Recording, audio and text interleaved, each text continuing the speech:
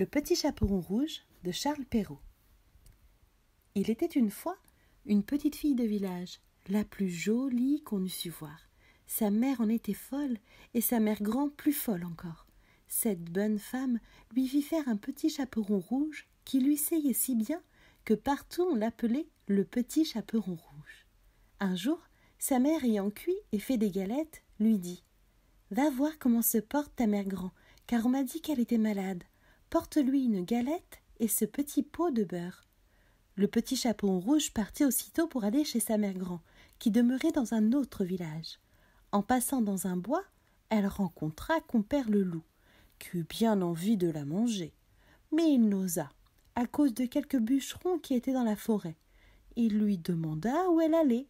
La pauvre enfant, qui ne savait pas qu'il est dangereux de s'arrêter à écouter un loup, lui dit « Je vais voir ma mère grand et lui porter une galette avec un petit pot de beurre que ma mère lui envoie. »« Demeure-t-elle bien loin ?» lui dit le loup.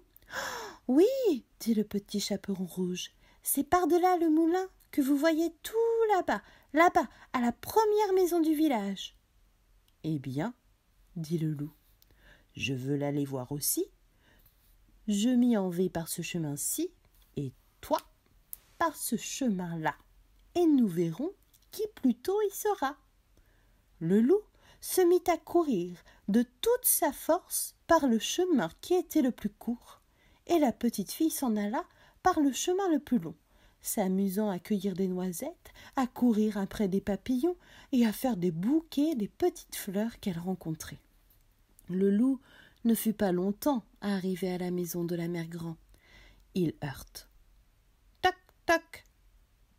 Qui est là ?»« C'est votre petite fille, le petit chaperon rouge, » dit le loup en contrefaisant sa voix, « qui vous apporte une galette et un petit pot de beurre que ma mère vous envoie. » La bonne mère grand, qui était dans son lit, à cause qu'elle se trouvait un peu mal, lui cria « Tire la chevillette, la bobinette chéra !» Le loup tira la chevillette et la porte s'ouvrit. Il se jeta sur la bonne femme et la dévora en moins de rien, car il y avait plus de 3 jours qu'il n'avait mangé. Ensuite, il ferma la porte. Il s'alla coucher dans le lit de la mère grand en attendant le petit chaperon rouge qui, quelque temps après, vint heurter à la porte. « Toc, toc. Qui est là ?»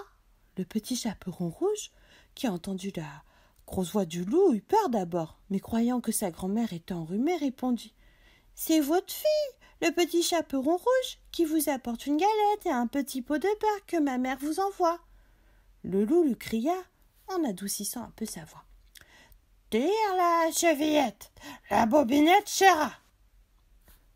Le petit chaperon rouge tira la chevillette et la porte s'ouvrit. Le loup, la voyant entrer, lui dit en se cachant dans le lit sous la couverture « Mets la galette et le petit pot de beurre sur la huche et viens te coucher avec moi. » Le petit chaperon rouge se déshabille et va se mettre dans le lit, où elle fut bien étonnée de voir comment sa grand-mère était faite en son déshabillé. Elle lui dit « Ma mère grand, que vous avez de grands bras !»« C'est pour mieux t'embrasser, ma fille. »« Ma mère grand, que vous avez de grandes jambes !»« C'est pour mieux courir, mon enfant. »« Ma mère grand, que vous avez de grandes oreilles !»« C'est pour mieux écouter, mon enfant. »« Ma mère grand, que vous avez de grands yeux !»« C'est pour mieux voir, mon enfant. »« Ma mère grand, que vous avez de grandes dents !»« C'est pour mieux te